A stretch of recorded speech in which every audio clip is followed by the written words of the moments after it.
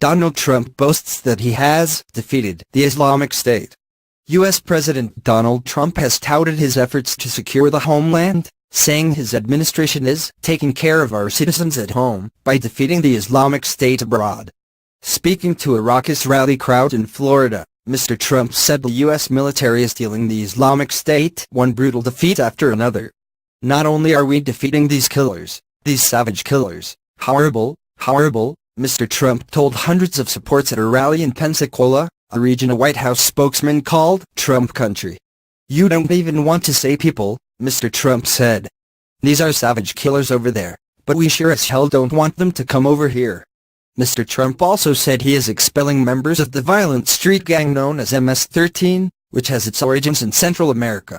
"America is being respected again abroad, and we are taking care of our citizens at home, and we're going to have safety, and we have a lot more now," said the president, who appeared buoyed as he headlined his first campaign rally in more than 2 months. "America is more than just a place on a map," he said. "America is a nation. America is a family. America is ours to love and to cherish and to protect and to take care of." Before arriving in Florida Panhandle, Mr. Trump reinforced his support for embattled Alabama Republican Senate candidate Roy Moore. Mr. Trump told voters 4 days before they go to the polls that the last thing he needs in the closely divided Republican-controlled Senate is a liberal Democrat who opposes his agenda. "Get out and vote for Roy Moore. Do it. Do it," Mr. Trump told the crowd. "We cannot afford, the future of this country cannot afford to lose the seat," Mr. Trump said, referring to his party's razor-thin 52-48 advantage in that chamber of Congress.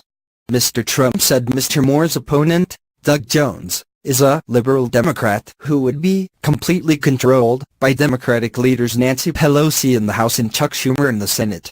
"He's their total puppet and everybody knows it," Mr. Trump said. He touched briefly on the closely watched Senate race that will be decided when voters in next-door Alabama go to the polls on Tuesday. "We need somebody in that Senate seat who will vote for our Make America Great Again agenda, which involves tough on crime, strong on borders, strong on immigration," Mr. Trump continued. Mr. Moore, who is 70, has been dogged by multiple allegations of sexual misconduct, including accusations that he molested 2 teenage girls and pursued romantic relationships with several others while in his 30s. Mr. Moore has denied the allegations. The White House said the rally was a campaign event for Mr. Trump. But the location, so close to the Alabama state line and feeding its television markets, stoked speculation that it was a backdoor way for the president to boost Mr. Moore's campaign without actually setting foot in the state. "It's not that he's not going to Alabama. It's that he is going to Pensacola," White House spokesman Raj Shah told reporters on board Air Force One as Mr. Trump flew to Florida. Pensacola is Trump country. This is a part of the state that voted overwhelmingly for the president in 2016.